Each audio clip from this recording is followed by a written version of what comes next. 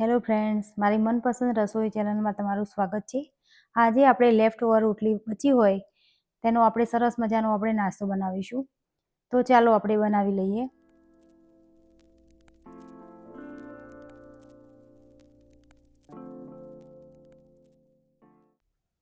તો જો આપણે રોટલી લઈ લઈશું અને આપણે એના સરસ મજાના ચોરસ કે ત્રિકોણ તમને ગમે તેવા આપણે ટુકડા કરી લઈશું. જો રોટલી વધારે પડતી બચી ગઈ હોય તો આપણે એનો સરસ મજાનો નાસ્તો બનાવી અને બાળકોને ખાવા માટે આપણે આપી શકીએ છીએ. કંઈક નવું ટ્રાય કરી શકીએ છીએ અને ચા સાથે મજા આવે છે ખાવાની. તો જો આવા ચોરસ ટુકડા કરી લીધા છે આપણે અને હવે આપણે કઢાઈમાં તેલ મૂકી દીધું છે ગરમ કરવા માટે.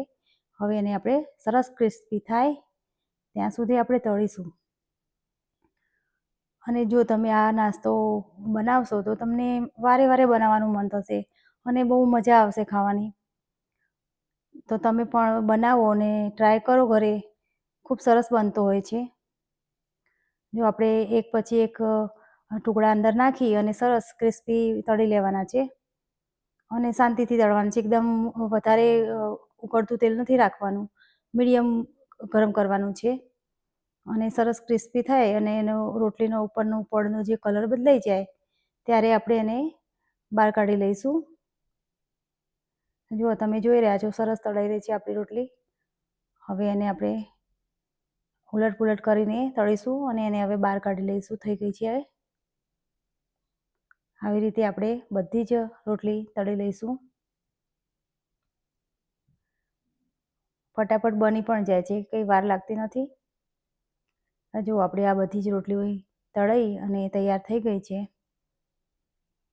હવે આપણે એમાં થોડો મસાલો કરીશું. મસાલો કરવા માટે આપણે પહેલાં ગરમ મસાલો લઈશું, મરચું પાવડર લઈશું, પછી સંચળ મીઠું લઈશું, બોરું ખાંડ લઈશું અને જીરું પાવડર લઈશું અને આપણે મીઠું સ્વાદ પ્રમાણે લઈશું. બધું જ બરાબર મિક્સ કરી લઈશું. એકદમ સરસ મિક્સ કરી લેવાનું છે. આ આપણે રોટલી પણ નાખીશું તો બહુ સરસ લાગશે. રોટલીનો ટેસ્ટ વધારે ચટપટી અને ટેસ્ટી લાગશે. હવે આપણે રોટલી ઉપર આપણે નાખી દઈશું અને સરસ રીતે બધું પ્રોપર મિક્સ કરી લઈશું.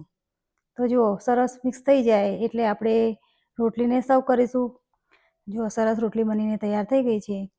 તો તમે પણ આ ઘરે બનાવો, ટ્રાય કરો, સરસ લાગે છે. અને મારી ચેનલને લાઈક, શેર અને સબસ્ક્રાઈબ કરવાનું ભૂલશો નહીં.